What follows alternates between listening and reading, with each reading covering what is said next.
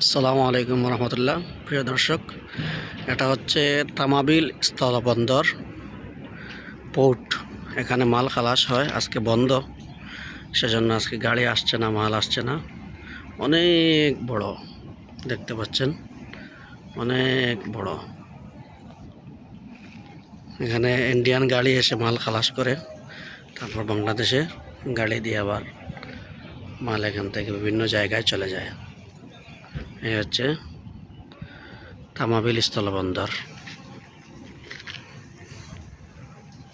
এই হচ্ছে ইন্ডিয়া।